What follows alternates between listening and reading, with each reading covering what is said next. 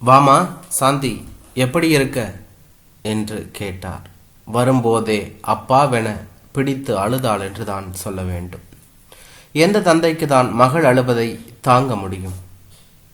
உடனே உள்ளிருந்து சாந்தியின் அம்மா ஜானகி ஓடோடி வந்தாள் என்று தான் சொல்ல வேண்டும். சாந்தி இன்னமும் தந்தையின் கைகளை விட்டபாடில்லை என்று தான் சொல்ல வேண்டும். ஜானகி உடனே தன் மகனுக்கு போன் போட்டு புறப்பட்டு வருமாறு கூறினாள் என்று தான் சொல்ல வேண்டும். ஜானகி சுந்தரம் தம்பதியருக்கு 2 குழந்தைகள். சாமிநாதன் முதல் பையன். சாமிநாதன் பிறந்து சரியாக 12 ஆண்டுகள் கழித்து சாந்தி பிறந்தாள் என்று தான் சொல்ல வேண்டும். நடுத்தர குடும்பமே என்றாலும் சாமி ஒரு வங்கியில் மிகப்பெரிய பதவியில் இருப்பவர். ஆனால் இன்னமும் திருமணமாகவில்லை என்று தான் சொல்ல வேண்டும். சாந்திக்கு கல்லூரி படிப்பு முடிந்த உடனேயே வரன் பார்க்க ஆரம்பித்து சட்டென 23 வயதில் திருமணமாகிவிட்டது. இப்போது அவளுக்கு வயது 27. சாந்தியின் கணவர் ஒரு மென்பொருள் கம்பெனியில் வாடிக்கையாளர் தொடர்பு அதிகாரி. சாந்தியின் கணவருக்கு ஒரு சகோதரி மற்றும் ஒரு சகோதரர். பெரிய குடும்பம். கணவர் அசோக் 2வது பையன் அவர்களின் பெற்றோருக்கு என்றுதான் சொல்ல வேண்டும். இப்படி நல்ல குடும்பத்திற்கு வாழப்போன சாந்திக்கு அடுத்தடுத்து சோதனைகள் வந்த வண்ணம் இருந்தது என்று தான் சொல்ல வேண்டும். அசோக்கின் தந்தை உடல்நலம் சரியில்லாதவர். படுத்த படுக்கைதான். அசோக்கின் தம்பி ஒரு உதவாக்கரை. அசோக் ஒரு அம்மா கொண்டு. அடிக்கடி வேலை சம்பந்தமாக வெளியூர் பயணம் வேறு என்று தான் சொல்ல வேண்டும். இந்த சூழலில் கணவரோடு சாந்தி இருக்கும் நாட்களில் மகிழ்ச்சி என்பது சில மணி நேரங்களில் கூட நீடிப்பதில்லை.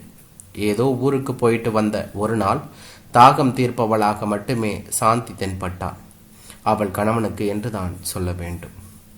அடுத்த நாளே அசோக்கின் அம்மா, எப்ப பாரு யார்கிட்ட தான் பேசுவாளோ உன் பொண்டாட்டி, ஒரே போனும் கையும் தான் என்று சொல்ல ஆரம்பித்து விடுவாள். போன வாரம் யாரோ அவள் கிளாஸ்மேட்டான், பார்க்க போறேன்னு போயிட்டு ராத்திரி 9 மணிக்கு வாரா, அப்பாவுக்கு மாத்திரை கொடுக்க மறந்துட்டா. இப்படியாக சின்ன சின்ன விஷயங்களை ஆனால் சென்சிட்டிவாக சொல்லி அசோக்கின் மனதில் விஷத்தை விதைப்பாள் அவள் தாயார் என்று தான் சொல்ல வேண்டும். அப்படி ஒரு சண்டையில் என்று சொல்லிக் கொள்ளாமலேயே தன் பெற்றோர் வீட்டிற்கு வந்து விட்டாள் சாந்தி என்று தான் சொல்ல வேண்டும். தற்போது அவள் அழுது கொண்டே இருந்தாள்.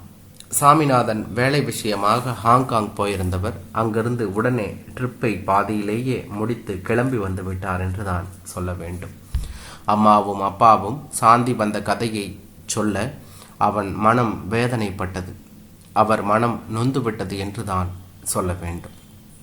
சாந்தி நன்றாக உறங்கிக் கொண்டிருந்தாள் என்று தான் சொல்ல வேண்டும். சாமிநாதன் சொன்னார், என்ன செய்யலாம் அப்பா? அதற்கு சுந்தரம் சொன்னார், பகவான்கிட்ட வேண்டிக்க தான் முடியும், எல்லாம் சரியாக போயிடும் என்று சொன்னார். அதற்கு ஜானகியோ, என்ன உங்கள் அப்பா கல்யாணம் பண்ணிட்டப்போ அவ ஆற்றுல 10 பேர், எனக்கு 4 மச்சுனர், 5 நாத்தனார், வறுமை வேற தாண்டவம் ஆடித்து. இப்போ பாரு 45 வருஷம் போனதே தெரியல, எல்லாம் சரியாக போய்விடும். நான் ஏன் உன்னை உடனே வான்னு சொன்னேன்னா, மாப்பிள்ளைகிட்ட நீ பேசு, அவர் உன் மேலே நல்ல மரியாதை வச்சிருக்கார், நீ சொன்னா ஒரு வேளை அவர் புரிஞ்சுப்பார் என்று சொன்னார் என்று தான் சொல்ல வேண்டும். அதுக்குள்ள சாந்தி அண்ணாவின் குரல் கேட்டு எழுந்து வந்தாள். பிடிச்சுண்டு திரும்ப ஒரே அழுகை என்று தான் சொல்ல வேண்டும். சாந்தியை ஆசுவாசப்படுத்திக் கொண்டிருக்கும் போதே தற்போது வீட்டில் தொலைபேசி அடித்தது என்று தான் சொல்ல வேண்டும். சுந்தரம் பேசி கொண்டிருந்தார். ஹலோ என்றார். அதற்கு அசோக், மாமா நான் அசோக் பேசுகிறேன், சாரி நேற்று நடந்த கலவரத்தில் சாந்தியை புரிஞ்சிக்காம திட்டேன், சாந்தியை ஒரு 2 நாள் அங்கேயே இருக்க சொல்லுங்க, நான் வந்து அழைச்சிட்டு போகிறேன் என்று சொன்னார். சுந்தரம் சரி மாப்பிள்ள என்று சொல்லி அந்த உரையாடலை முடித்து விட்டார் என்று தான் சொல்ல வேண்டும். இதுதான் அசோக்கின் மனமாற்றத்திற்கு காரணம் என்று தான் சொல்ல வேண்டும். சாந்தி வீட்டை விட்டு வெளியேறியவுடன் அசோக் அலுவலகத்திற்கு செல்ல தற்போது எதிர் வீட்டு பங்கஜம் மாமி வருகிறார். அசோக்கின் தாயாரிடம் நடந்ததை கேட்டுவிட்டு தன் பங்குக்கு தன் வீட்டில் வாளாபெட்டியாக உட்கார்ந்திருக்கும் தன் மகளை சாந்தியை டேவர்ஸ் பண்ணிட்டு அசோக்குக்கு மனம் முடிக்க தூபம் போட்டாள் என்று தான் சொல்ல வேண்டும். என்ன திமிர் பார்த்தேலா அவளுக்கு? அவன் வரட்டும், இரண்டில் ஒன்று பார்த்துடுறேன் என்று சொன்னார்கள் என்று தான் சொல்ல வேண்டும். இது நடந்து கொண்டிருக்கும் போதே வீட்டில் முக்கியமான கோப்பை டாக்குமெண்ட்ஸை மறந்து வைத்து விட்டு போன அசோக் எடுத்து செல்ல வந்தவன் பங்கஜ மாமியின் பேச்சை கேட்டுவிட்டான் என்று தான் சொல்ல வேண்டும். அசோக்கின் அம்மா திடுக்கிட்டாள் என்று தான் சொல்ல வேண்டும். பங்கஜ மாமி உடனே வெளியில் கிளம்பிவிட்டாள். தற்போது அசோக் அவனுடைய தாயாரை பார்த்து கோபப்பட்டான். அசோக் அவன் அம்மாவிடம் ஒன்றுமே கேட்கவில்லை என்று தான் சொல்ல வேண்டும். பின்பு 2 நாள் கழித்து அசோக் சாந்தியின் வீட்டிற்கு வந்தான். சாமிநாதனிடம் பேசிவிட்டு நேரே சாந்தியின் அறைக்கு சென்றான் என்றுதான் சொல்ல வேண்டும்.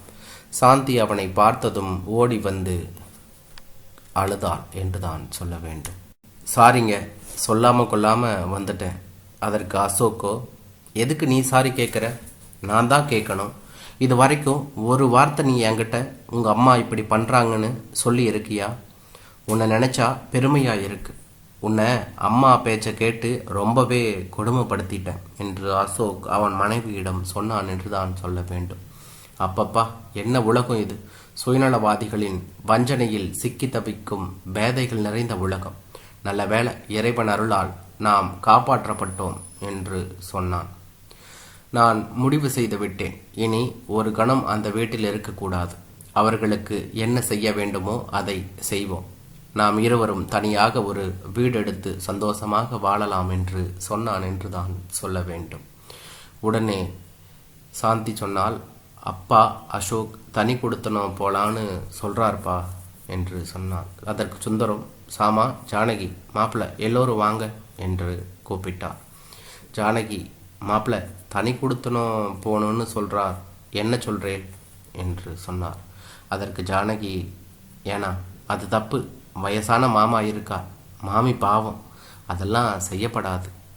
அதற்கு சாமிநாதன், அசோக் அந்த தப்பை பண்ணாதே. சாந்தி அதற்கு, ஆமாங்க, நானும் சொல்கிறேன். அம்மா ஏதோ போராத காலம் தப்பு பண்ணிட்டா.